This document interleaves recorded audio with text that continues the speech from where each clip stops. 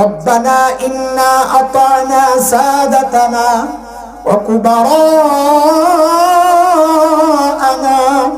فأضلونا السبيل ربنا آتهم ضعفين من العذاب والعنهم لعنا كبيرا আল্লাহ আমার বাবা মা, আল্লাহ আমার মুরব্বী, আমার নেতা, আমার বড় ভাই, দুনিয়ায় তাদের কথা শুনেছিলাম আল্লাহ, তারা যা বলতো তাই করেছি। ও আল্লাহ, তারা আমাকে বিভ্রান্ত করেছে, দিন শিখায় নাই। ও মালিক, আমি আজকে তাদের জন্য ডাবল শাস্তি চাই। কয় শাস্তি? বলে ডাবল শাস্তি কেন? তাফসীর পড়ে বুঝেন, আগে এইভাবে বুঝেন। বলে আমাকে খাওয়ানোর দায়িত্ব ছিল, খাওয়ায় নাই, এক অপরাধ। বিষ খাওয়াইছে পরিবর্তে আরেক অপরাধ। এবার তাফসীর বুঝেন, আমাকে দিন শেখানোর দায়িত্ব ছিল, শেখায় নাই, এক অপরাধ। বদ্দিনী শিখায়া আমাকে জাহান্নামের রাস্তায় ঠেলে দিয়েছে, আরেক অপরাধ। আল্লাহ, এই দুই অপরাধের কারণে আমি তাদের জন্য ডাবল শাস্তি চাই। এইটা তো স্বাভাবিক লাগছে, কিন্তু পরের কথাটা আমার কলিজা ছিঁড়ে যায়। এই কথা মনে পড়লে আরে কোন পোড়া কপাল জানি এই অভিযোগের মুখে পড়া যায়। সন্তান বলছে, আল্লাহ আপনি তো রহমান রহিম, বান্দার কান্নাকাটি দেখলে আপনার আবার মায়া লাগতে পারে। আল্লাহ, এই বাবা মা, এদের জন্য আপনার কোনো মায়া আমি চাই না, কারণ দুনিয়ায় তারা আমার প্রতি দয়া মায়া দেখাই নাই তো। আবার কি চাও? বলে ওয়াল আনহুম লানান কাবীরা, এদেরকে আপনার রহমত থেকে দূরে, বহু দূরে সরায় দেন। আরে যে সন্তান দোয়া করার কথা, রব্বির হামহুমা কামা রাব্বায়ানি সগীরা, আল্লাহ বাবা মার জন্য রহমত চাই, সেই সন্তান বলছে বাবা মার জন্য লানত চাই। নাউযুবিল্লাহ। তারপরও গর্ব আপনারাই করেন, করতে থাকেন, থাকেন করতে, কোনো অসুবিধা নেই। আমাদের দায়িত্ব আপনাদের কান পর্যন্ত কথাটা পৌঁছে দেওয়া, গ্রহণ করা না করা এটা আপনাদের কাজ। হ্যাঁ দোস্ত, যা করেন আপনার সন্তানকে ডাক্তার বানান, ইঞ্জিনিয়ার বানান, আমাদের কোনো আপত্তি না, কিন্তু এতটুকু মনে রেখে প্রত্যেকে নিজের সন্তানকে অন্তত অতটুকু দিন শিখায়া যান, যেন সে ফরজ, ওয়াজিব, সুন্নতে মুআক্কাদা জীবনের সব জায়গায় এগুলো পালন করে চলতে পারে, যেন আপনি মৃত্যুবরণ করলে আপনার জানাজাটা উঠাইতে পারে, পড়াইতে পারে, আপনার মৃত্যুর পর আপনার জন্য একটু তিলাওয়াত করে সওয়াব রাসানি করতে পারে, আপনার মৃত্যুর পর আপনার আযাবের কারণ যেন না হয়। এই রিকোয়েস্টটা, এই আবেদনটা আজকের এই মাহফিল থেকে আপনারা, তারা ঠকছেন না দিচ্ছেন? যদি বলেন আপনারা যারা সন্তানকে দিন শিখান নাই, আমি বলি না যে একদম বড় আলেম বানাইতে হবে, আপনি ডাক্তারই বানাইছেন, ইঞ্জিনিয়ারই বানাইছেন, কিন্তু দিনের বেসিক যে নলেজটা, প্রাথমিক শিক্ষাটা যারা দেন নাই, বিশেষ করে তাদের কথা বলছি। আপনি নিজেও ঠকেছেন, সন্তানকেও ঠকিয়েছেন। কেন? এই কেনটা খুব ছোট্ট করে জবাব দিব, অল্প অল্প করে, বেশি সময় নিব না, আমি চাইবো আপনারা শুনেন। কেন আপনারা ঠকেছেন? এটা আমি মৌলবীর কথা না, পত্রিকাওয়ালাদের রিপোর্ট, মানব জমিনে একটা রিপোর্ট আসছিল, আমার কাছে আছে সেটা হলো তারা রিপোর্ট করেছে উচ্চ শিক্ষার হার যত বাড়ছে, উচ্চ শিক্ষা মানে মাদ্রাসা শিক্ষা না, আপনারা মনে করেন স্কুল কলেজের শিক্ষা, জেনারেল শিক্ষা, উচ্চ শিক্ষার হার যত বাড়ছে, সন্তানের সাথে বাবা মায়ের দূরত্বটাও তত বাড়ছে। কথা কি মিথ্যা? মিথ্যা। সন্তান জায়গা, বাবা মা ফালাইয়া বলাইয়া বিদেশ, খুব গর্বের সাথে বলে আমার ছেলে হুজুর লন্ডন থাকে, আর চুপে চুপে কান্দে, অন্যের ছেলের খেদমত দেখলে কলিজা ছিঁড়ে যায়, আমার ছেলে পেলে কোথায়। ঠকছেন যে তার বড় প্রমাণ হচ্ছে বৃদ্ধাশ্রম গুলো যায় দেখেন। গত 2 বছর আগে ঈদের দিন আমাকে একজন একটা ভিডিও পাঠাইছে, কোন এক টেলিভিশনের ডকুমেন্টারি ছিল বৃদ্ধাশ্রম নিয়ে। ঈদের দিন গেছে ওরা বৃদ্ধাশ্রমের বুড়া বুড়ির সাক্ষাৎকার নেওয়ার জন্য। ভাই, ওই বুড়া বুড়ি কোন স্বাভাবিক নরমাল ফ্যামিলির বুড়া বুড়ি না, হাই সোসাইটি, এলিট শ্রেণী, উচ্চ শিক্ষিত সবাই, ছেলে মেয়েরা খুব বড় জায়গায় আছে। বুড়া বুড়িদের কাছে সাংবাদিকরা মাইক্রোফোন ধরছে তো মুখ ফিরায় নেয় লজ্জায়, কষ্টে। কেউ কেউ মুখ না ফিরাইলেও তার কষ্টগুলো চোখের পানি হয়ে বেয়ে বেয়ে পড়ছে গড়িয়ে।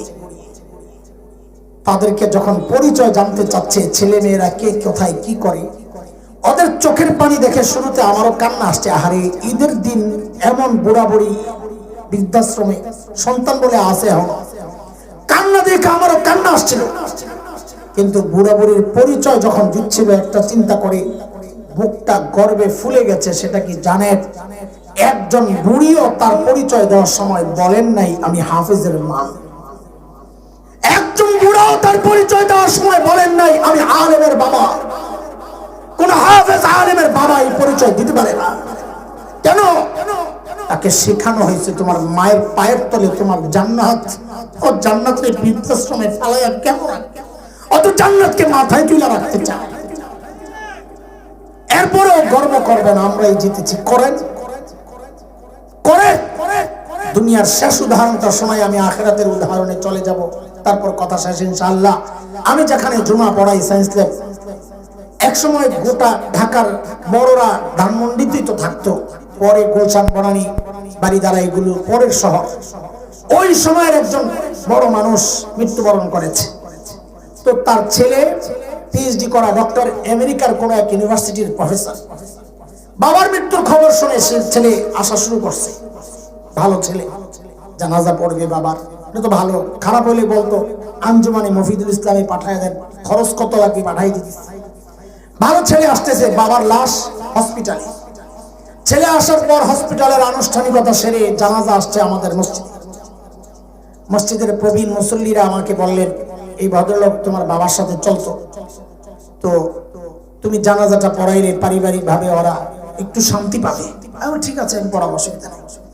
জানাজা পড়াইতে দাঁড়াবো, ভদ্রলোক আমার পাশে হঠাৎ হাউমাউ করে কান্না শুরু করছে। আমি তো অবাক হয়ে রয়েছি। কেন অবাক হওয়ার কারণ কি? আমার অভিজ্ঞতা হচ্ছে এই লেভেলের মানুষের চোখের পানি শুকায়া যায়। যারা বিদেশে থাকে, অনেক লেখাপড়া করে, এদের চোখের পানি কেন যেন কমে যায়, আল্লাহ জানে। আমি অবাক হয়ে তাকায় আছি, লোকটা এভাবে কান্না করছে। তো সান্ত্বনার জন্য, যেহেতু একই মহল্লার, সান্ত্বনা দেওয়ার জন্য কাছে ডেকে বললাম, ভাই আপনার বাবা চলে গেছেন, আমার বাবাও নাই মাও নাই, একদিন আপনিও চলে যাবেন, আমিও থাকবো না, ধৈর্য ধরে ধৈর্য ধরে।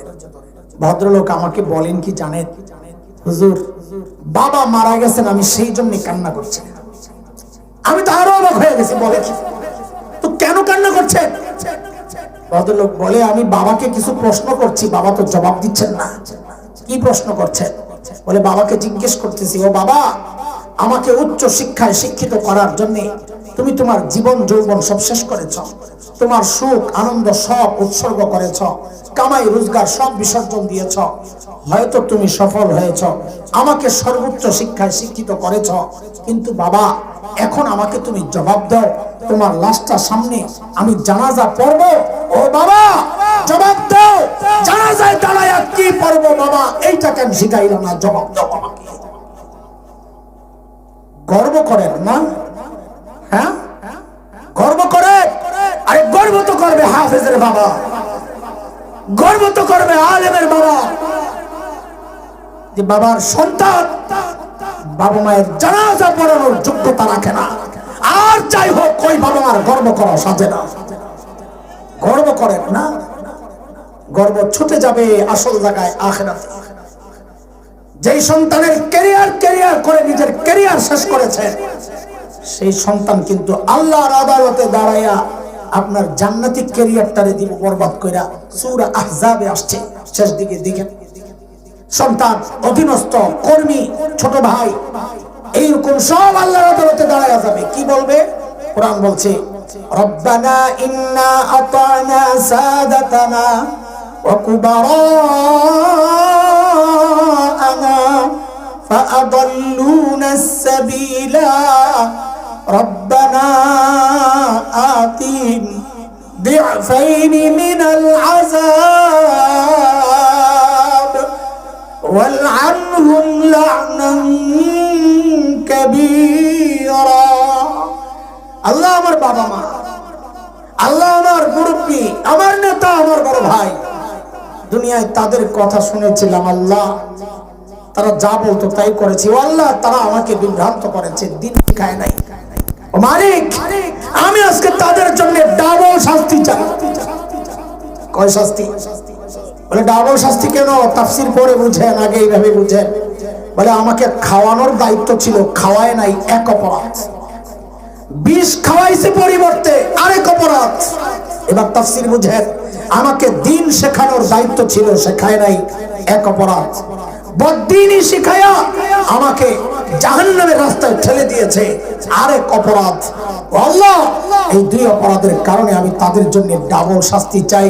এইটা তো স্বাভাবিক লাগছে, কিন্তু পরের কথাটা আমার কলিজা ছিঁড়ে যায়। এই কথা মনে পড়লে আরে কোন পোড়া কপাল জানি এই অভিযোগের মুখে পড়া যায়। সন্তান বলছে, আল্লাহ আপনি তো রহমান রহিম, বান্দার কান্নাকাটি দেখলে আপনার আবার মায়া লাগতে পারে। আল্লাহ, এই বাবা মা এদের জন্য আপনার কোনো মায়া আমি চাই না, কারণ দুনিয়ায় তারা আমার প্রতি দয়া মায়া দেখাই নাই তো। আবার কি চাও?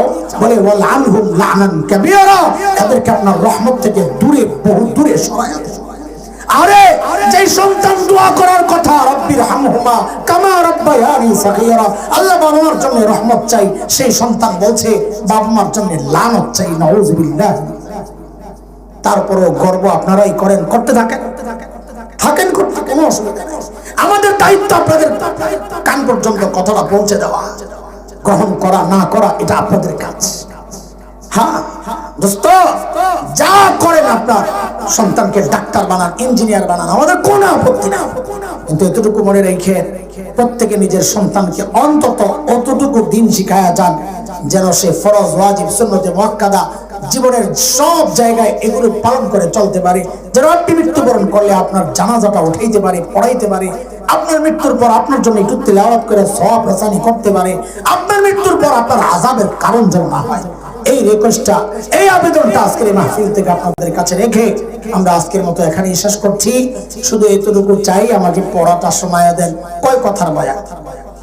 সাহাবীদেরকে নিয়ে কয় কথা, ওরা ছিল কি, হইল কি, মাঝখানে গেল এক প্যাকেট। আমাদেরকে নিয়ে কয় কথা, ধরলাম কি, ছাড়লাম কি, আহারে এই আহারে করলাম কি, এই আফসোস যেন আমাদের আর করতে না হয়। ঠিক আছে ইনশাআল্লাহ। আল্লাহ